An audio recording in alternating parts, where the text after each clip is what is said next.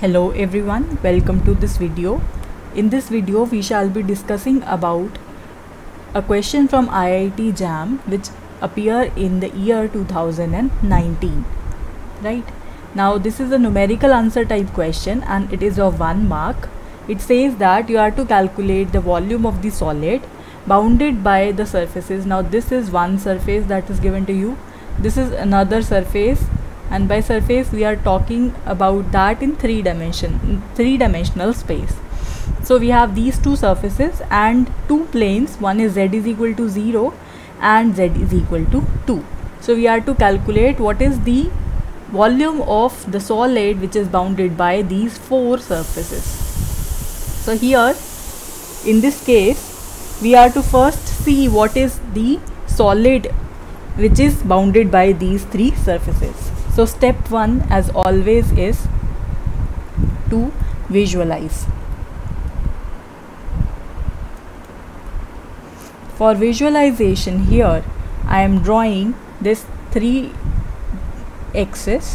One is the z axis, one is x axis and one is y axis. So now you are been given that z is equal to 0, so this is one plane. So let me draw it like this. Z is equal to 0. Here the value of z is 0, so that means our plane is this one. In this direction also, in this direction also. So the plane which is passing through z is equal to 0 for all values of x and y, so this would be this plane. For z is equal to 2, so here we have the value of z as 2. Say here is the value of z as equal to here is 0, here we have 2. So therefore another plane which would be passing through this would something be like this. So this would be another z plane, right, where z is equal to 2 for all values of x and y. Next, these are two planes. Now let us see what is this surface. X is equal to 1 minus y and the surface x is equal to y square minus 1.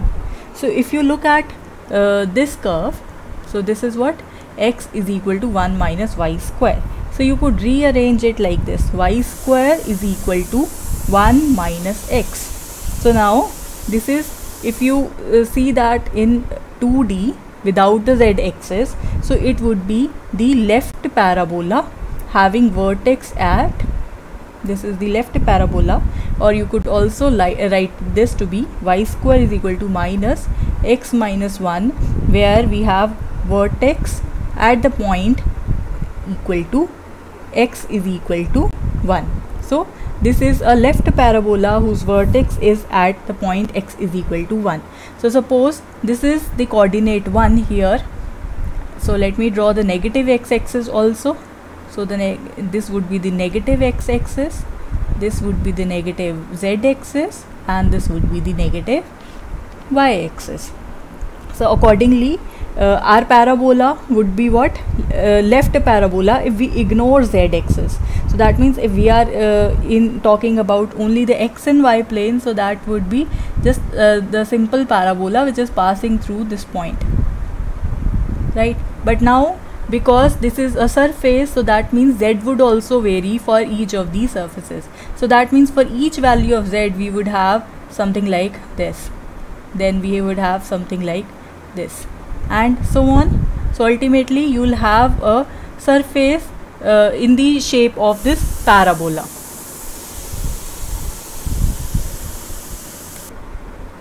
So it would be this surface.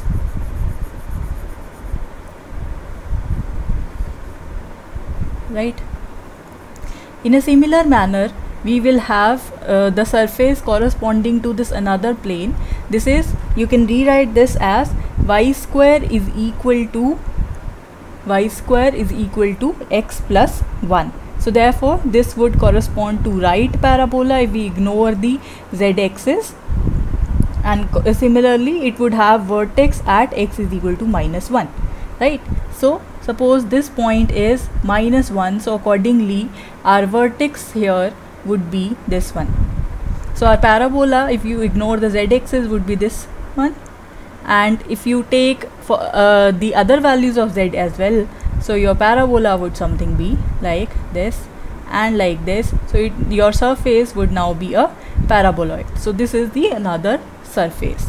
So let me draw it quickly. So your another surface would be something like this, right? So you got an idea how does your surface look like. So whatever is inside here, inside these two surfaces in between two planes, z is equal to 0, the blue plane, and z is equal to 2, the green plane. So this whatever is this solid, we have to calculate the volume of this particular solid. This is the 3D version of what we wanted to calculate the volume. Now let me draw this in 2D to have a better view. So that means our limits for z, they would simply be from z is equal to 0 to 2, right? Because we have to move in the z direction from the plane z is equal to 0 to the plane z is equal to 2, right? So now if I draw this y and x axis like this in 2D structure, so your parabola, one parabola will move from will have this vertex 1 and another one will have the vertex as -1. So this is the parabola having equation y square is equal to 1 plus x, and you will have another parabola passing like this. So it would be, and moreover you are to calculate the points of intersection of these parabolas also, right? So this is the equation, parabola having equation y square is equal to 1 minus x. So your region of interest here is this one, right? The area which is lying in between these two parabolas. So according to that, you will have to perform the integration, right? Now for that you have to calculate what is this point and what is this point. So if you wanted to calculate the intersection of these 2 points, you have to solve this and these two parabolas equation simultaneously. So you have one equation as y square is equal to 1 minus x and another equation as y square is equal to 1 plus x. So that gives you 1 minus x is equal to 1 plus x, or you have 2x is equal to 0. So you have x is equal to 0. So obviously for x is equal to 0, you have these 2 points. And what is the value of y? If you substitute x is equal to 0, you have y square is equal to 1. So that will give you y is equal to plus minus 1. Therefore 2 points of intersection here are the points of intersection. They are 0 and plus 1, 0 and minus 1. So this point here is 0 comma plus 1, and this point here is 0 comma minus 1. So these are the points of intersection. Now what about the volume that we wanted to calculate? So you know the volume of the solid, of any solid, that is usually given by this triple integral, value of function to be taken as 1 into dx, dy and dz, and here you write the limits for x, y and z, where which defines how your surface or the solid is bounded, right? So according to that, you will have to see the limits for x, y and z.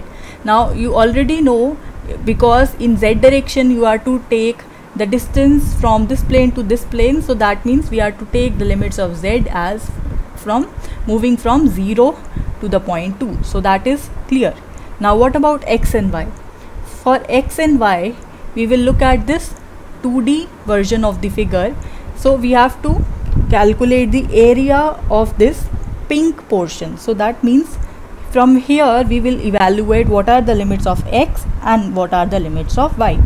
So I can draw this horizontal line passing through this region. So I can look at what is the entering point, what is the exit point, what is the value of x at this entering point and at this exit point. So if you look at here, the value of x would be evaluated from this equation, because this is the equation of this parabola. So x would simply be equal to y square minus 1. So our lower limit is simply equal to y square minus 1 here, y square minus 1 here. And for the upper limit, this point lies on this particular parabola, therefore its equation is y square is equal to 1 minus x. So using this equation you may calculate the value of x as 1 minus y square. So this becomes your upper limit here, and corresponding to these values of x, your y varies from this point to this point.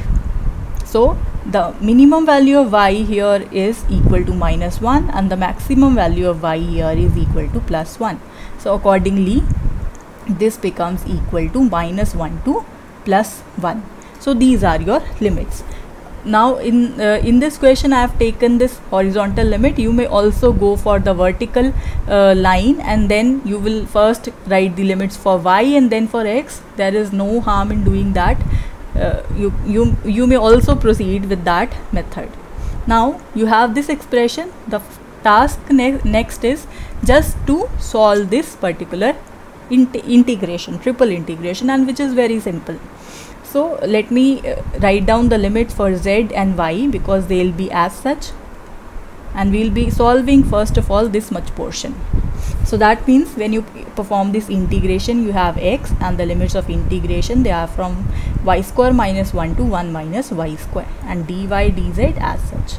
So that means when you substitute the limits here, let's see what do we get. We get 1 minus y square and minus the lower limit, which is y square minus 1, and we have dy dz. So our simplified expression now becomes z is equal to 0 to 2, right? Y varies from minus 1 to 1, and here we have minus 2y, and so we have 2 times of 1 minus y square dy dz. So now we have to perform the integration with respect to y. So that would be 2 could be taken outside, so it would be y minus y cube by 3, and the limits of y, that varies from minus 1 to the point 1. So let's substitute these limits over here. So we have the integration with respect to z as such, right?